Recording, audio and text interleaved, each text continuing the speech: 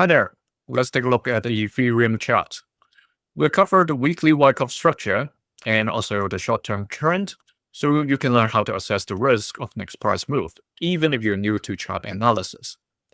From a Wyckoff perspective, Ethereum is currently entering the automatic rally stage of the accumulation cycle. So we have been talking about these for weeks, that it is transiting from selling climax to automatic rally. So irrespective of what the names of the stages are, what it means is that the panic over of people is largely,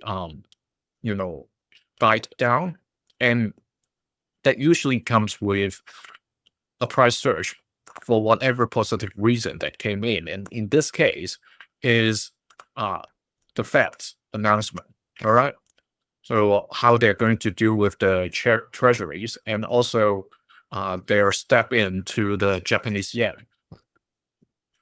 Reason aside, if we look at the weekly volume for Ethereum at least, it's not as crazy as Bitcoin, all right?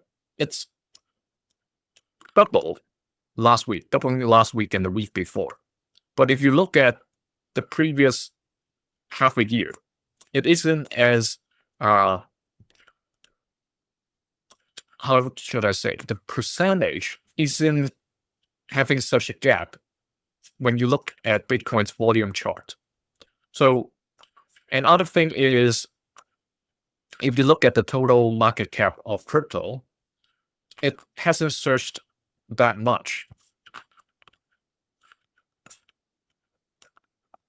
So we have this total market cap, and from this point, 2.14 all the way to 2.5, 2.6, all right, that's 22% compared to the price increase of certain crypto. That's over this percentage.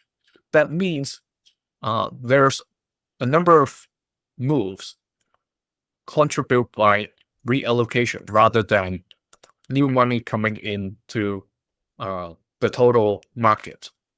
Okay, so whether this can sustain, this price climb can sustain, or are people going to reallocate their money across different projects in the next couple of weeks, it will be interesting to observe.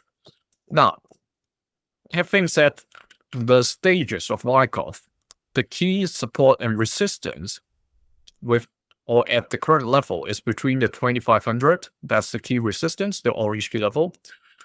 The key support is 2330, the red line. When we get to the daily chart, we'll be able to see in more detail. This is education content only, not financial advice. And if this time Ethereum is really ending up higher in terms of accumulating, that hypothesis of this yellow box survived another cycle. So what is this yellow box hypothesis and what is this white box over here? That's something that I used to compare with Bitcoin, where you have that deflationary or inflation factor absorbed into the coin itself, meaning the base price. Okay, gets higher and higher over time because more money is printed, if I put it simply, right?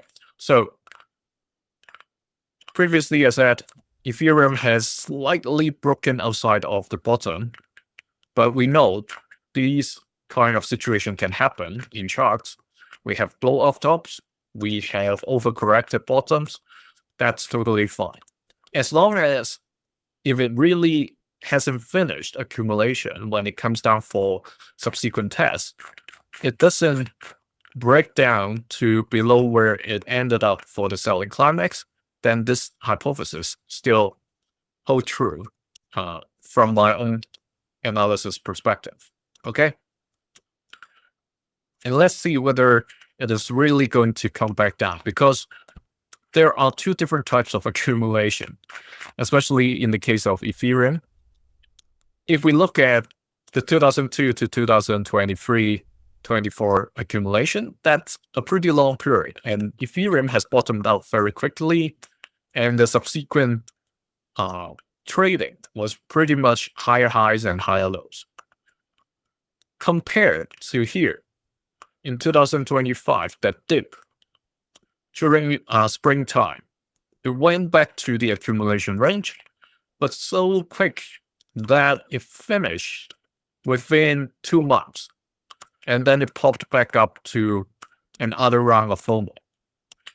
So here, given we have already came down quite a number of months, okay, 29 weeks, would this be the end of the accumulation already, or is it just the midpoint or the beginning, right? Let me know what you think, whether it is going to start walking sideways or even slightly upwards and try to push to at least the channel ceiling, if not breaking outside of it.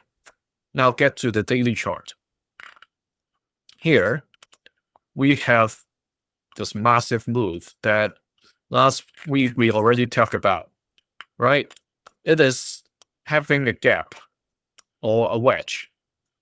And also, if you switch on the Bollinger Band color squeeze, the squeeze has been happening since the end of July. So for 3 weeks, the squeeze is gathering power, and we can see these actions are pushing Ethereum towards a breakout situation. With the Fed, bringing in that news, it added to the pressure pot, okay? It added pressure to the pressurized pot and pumping it up all the way to where it is now. However, the volume is coming down, okay? And we see, even from the very first day, there was selling when it reached certain key levels or short-term levels, right? That's what happened on Wednesday. It shot up to the red key level. People triggered some profit taking. It ended up closing around the 2250 that we talked about, the short-term support. And then now it found support at the red line trying to challenge the 2500. But again, it paused. Why at this level? Look at here. The previous range during April to mid-May, it ended up around this range, not touching the orange line at all. So that's what we're getting right now. And the current level, somewhere around 2415. Okay, I'm using this so you can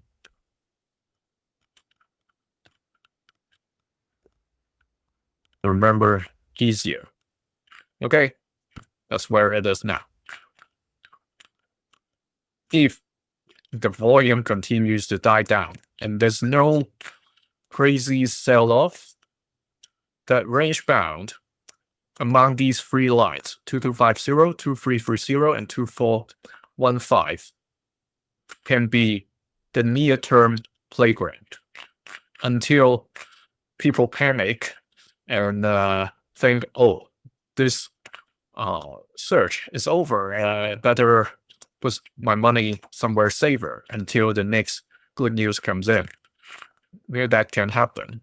But as of this moment, we're just looking for the next trend to come in. Because after a big move, you need to let the market settle, calm down a little to decide where they really want to go. And if it is only ending up here, this is within the range from 1800 to 2500. Right? It hasn't broken outside of it. You can see that drop at the end of January ended up around this level. Right? If I extend this line with John just now, it's at a similar level. And it hasn't really gone anywhere. All right? So let me know what you think. All right? Is it going to continue to go up, I am up, or is it already over? Okay, this is more like sell the news situation where the whales offload to the smaller fishes before the price comes back down. Because if we take a look at what happened in 2022, that automatic rally. Okay, you can see where it is. So I'm going to switch off the drawing. All right, that price surge lasted for 6 weeks in total. All right, 6 white candles before it started to drop and bounce and drop and bounce and drop. Okay, it didn't drop back to the previous low, but still, that seems promising. All right, until it didn't. Fast forward to where we are now. 1, 2, 3, 4, flat for 3 weeks and a massive pump. However, the volume isn't really as crazy as it should be. All right, if it is doubling of these 4 weeks, that's another story, but it isn't.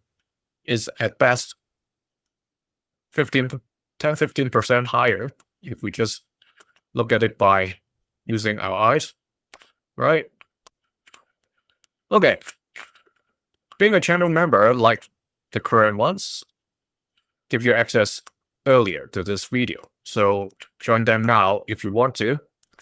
See you in the next one. Thank you.